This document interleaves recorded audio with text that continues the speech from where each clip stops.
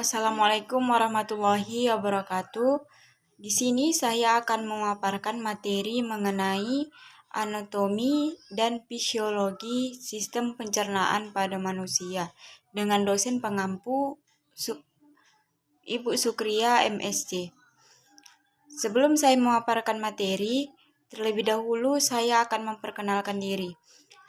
Perkenalkan, nama saya Hairani, NIM 0704183140 dari Prodi Biologi, Fakultas Sains dan Teknologi, Universitas Islam Negeri Sumatera Utara. Sebenarnya apa sih sistem pencernaan itu?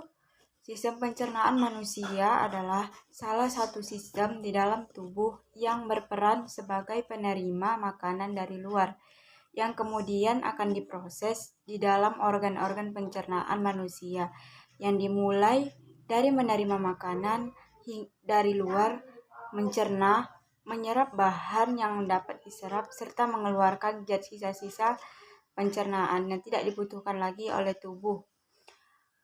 Di dalam sistem pencernaan ini terdapat dua sistem pencernaan yang tidak akan langsung diserap oleh tubuh manusia, melainkan melalui dua macam proses pencernaan, yaitu secara mekanik dan secara kimiawi.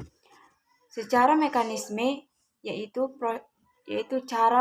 dengan cara mematahkan partikel makanan yang semulanya besar menjadi lebih kecil.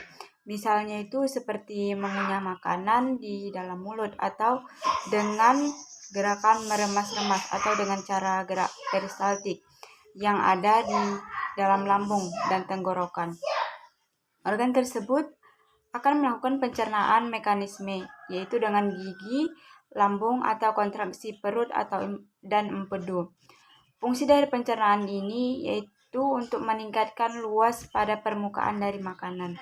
Sedangkan pencernaan secara kimiawi yaitu proses pencernaan yang menggunakan bahan kimiawi yang ada di dalam tubuh, yang fungsinya itu adalah untuk merubah atau melakukan transformasi bentuk makanan yang awalnya besar menjadi bentuk partikel-partikel yang lebih kecil, yang reaksinya akan digunakan adalah enzim yang mampu mengkatalisis reaksi dengan cara memisahkan ikatan kimiawi dalam proses hidrolisis. Adapun enzim yang terdapat pada proses kimiawi ini yaitu seperti amilium, lipase, proteaceae. Adapun tahap proses pencernaan yaitu yang pertama ada digesti, mastikasi, peristaltis, digesti, absorpsi, metabolisme, egesti, dan ekskresi.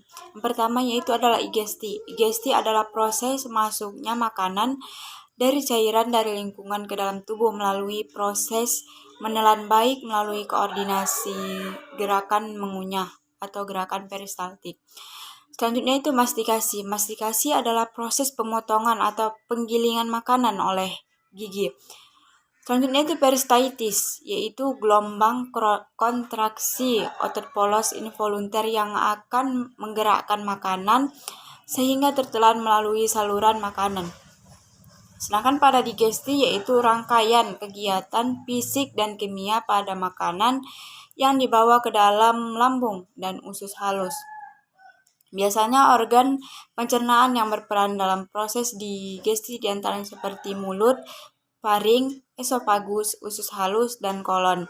Selanjutnya yaitu absorpsi. Absorpsi adalah proses penyerapan nutrien oleh usus melalui saluran darah atau getah bening menuju ke hepar atau hati. Ada pula metabolisme. Metabolisme adalah proses akhir penggunaan makanan di dalam tubuh, meliputi semua perubahan kimia yang dialami zat makanan sejak diserap oleh tubuh sehingga menjadi sampah. Selanjutnya itu ada igesti. Igesti adalah proses eliminasi zat sisa yang tidak dapat dicerna dan bakteri dalam bentuk feses. Selanjutnya itu ekskresi atau pengeluaran, yaitu proses pembuangan zat-zat metabolisme dalam tubuh untuk menjaga homeostatis dengan cara melalui defekasi, miksi, diaphragma, dan ekspirasi. Selanjutnya yaitu organ tubuh yang termasuk ke dalam sistem pencernaan. Yang pertama yaitu adalah mulut atau rongga mulut. Mulut adalah suatu rongga yang terbuka tempat masuknya makanan dan air. Mulut adalah jalan masuk untuk sistem pencernaan. Bagian dalam dari mulut itu dilapisi oleh selaput lendir, yang dimana di dalam rongga mulut tersebut ada dua organ sistem pencernaan, yaitu ada gigi dan lidah, yang dimana masing-masing organ sistem pencernaan itu terdapat dalam rongga mulut yang memiliki peranan dalam proses pencernaan makanan. Yang pertama yaitu ada gigi. Gigi atau dentin. Gigi ini berfungsi untuk memotong, mengoyak, dan menggiling makanan menjadi partikel yang lebih kecil. Gigi ini mempunyai mahkota, leher, dan akar, di mana mahkota gigi ini akan menjulang di atas gusi. Lehernya ini dikelilingi gusi dan akarnya ini berada di bawahnya. Pada gigi ini terdapat lapisan-lapisan gigi. Yang pertamanya itu ada email.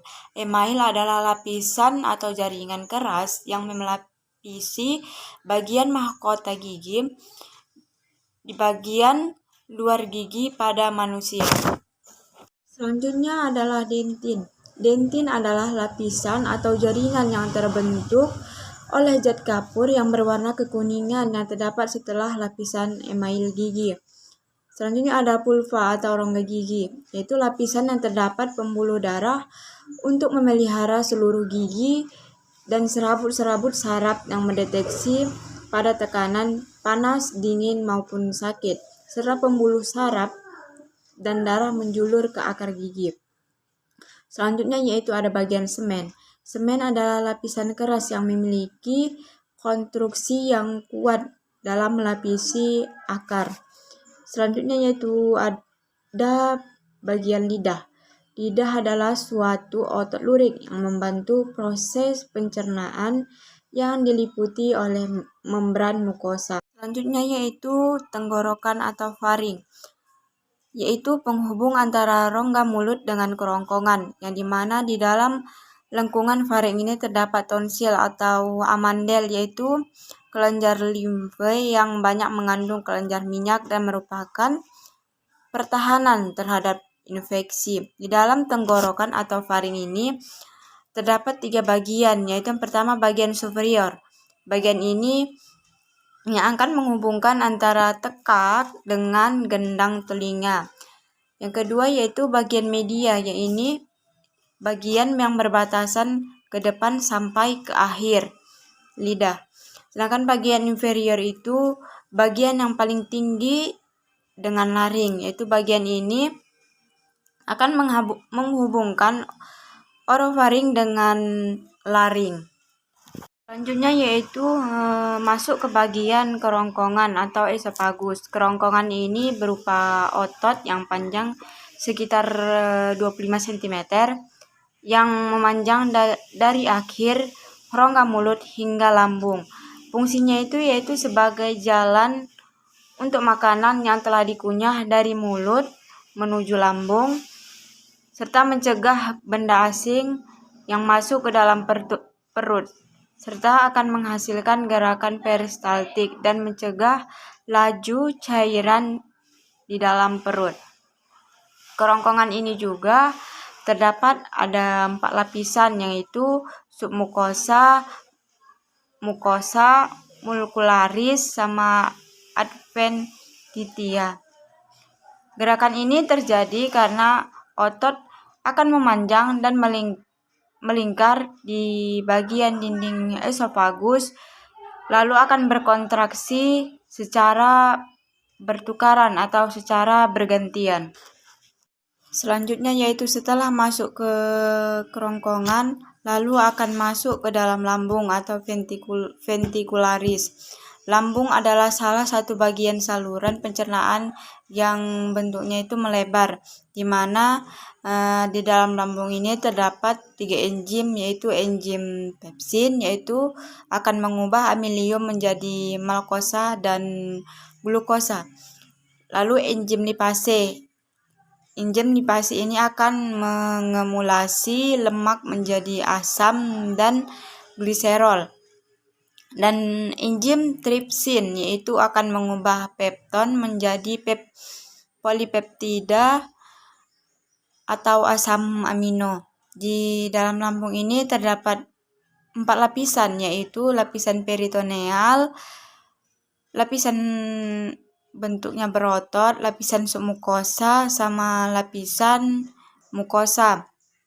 Nah, di mana pada dinding lambung ini terdapat kelenjar yang akan menghasilkan getah lambung, di mana dinding lambung ini akan menghasilkan hormon gastrin yang secara langsung akan diserap oleh pembuluh darah. Dan di dalam lambung ini juga terdapat gerakan peristaltik, yaitu kontraksi otot-otot lambung di sekitarnya yang dapat menyebabkan sehingga terdorongnya suatu makanan menuju usus halus. Setelah masuk ke lambung, selanjutnya akan diproses di usus halus atau intestinum. Usus halus adalah bagian dari saluran pencernaan yang terletaknya itu antara lambung dan usus besar.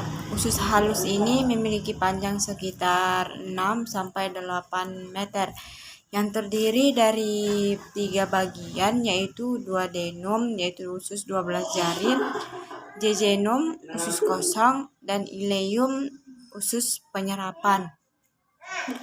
Pada usus halus ini terjadi pencernaan secara kimiawi, yaitu dengan bantuan senyawa kimia yang dihasilkan oleh usus. Serta senyawa kimia itu terdapat kelenjar pankreas yang akan dilepaskan ke usus halus. Di dalam usus halus ini terdapat beberapa enzim seperti amilase, pepsin, lipase, disakarase, forfatase, sama lipase. Setelah dari usus halus, selanjutnya akan diproses di usus besar atau kolon. Usus besar ini yaitu bagian antara usus buntu dengan rektum, di mana fungsinya itu untuk menyimpan air selama proses pencernaan dan membentuk massa feses, serta akan mendorong sisa-sisa makanan hasil pencernaan agar supaya keluar dari tubuh dan membentuk lendir untuk melumasi permukaan mukosa tersebut. Usus besar atau kolon ini memiliki diameter lebih besar dari usus halus atau intestinum. Setelah dari usus besar atau kolon, selanjutnya akan masuk ke bagian anus atau rektum. Anus atau rektum ini memiliki panjang sekitar kurang lebih 15 cm, yang dimana organnya ini berfungsi sebagai tempat penyimpanan feses, serta akan menahan feses supaya tidak keluar secara tiba-tiba, dan akan membantu feses keluar dengan gerakan peristaltik. Dan pada anus juga ini terdapat otot volunteer yang akan dikendalikan oleh tubuh kita sendiri. Selanjutnya yaitu kelenjar pada sistem pencernaan, yaitu yang pertama ada kelenjar ludah atau glandula salivaris. Kelenjar ludah ini akan menghasilkan sekitar 1-2,5 liter air liur di setiap harinya. Karena ludah pada manusia mengandung air, muskus, enzim amilase, zat antibakteri. Kelenjar ludah di dalam rongga mulut terdiri dari kelenjar parotis, kelenjar submandibularis, kelenjar sublingualis. Yang kedua yaitu ada kelenjar hepar, yaitu yang berfungsi sebagai pengatur keseimbangan zat makanan di dalam darah sebagai penyekresi empedu dan membentuk eritrosit. Karena berdasarkan fungsinya, hati termasuk alat ekskresi. Ini dikarenakan hati dapat membantu fungsi ginjal dengan mendetoksifikasi beberapa senyawa yang memiliki sifat racun dan menghasilkan amonia yang ada di dalam tubuh manusia. Selanjutnya itu ada kelenjar kantung empedu. Kantung empedu ini akan berhubungan dengan hati dan usus 12 jari, yaitu melalui saluran empedu, yang dimana empedu tersebut akan mengandung garam empedu dengan pigmen empedu. Selanjutnya itu ada kelenjar pankreas. Kelenjar pankreas adalah kelenjar eksokrin, yaitu sekaligus kelenjar endokrin, yang terdapat senyawa yang dihasilkan oleh kelenjar pankreas seperti bikarbonat, enterokinase, amilase, lipase, tripsinogen, dan hormon insulin dan hormon glukogen. Baiklah, mungkin itu saja pemaparan materi dari saya. Kurang dan lebihnya saya mohon maaf. Saya akhiri. Wabillahi taufiq wal hidayah. Wassalamualaikum warahmatullahi wabarakatuh.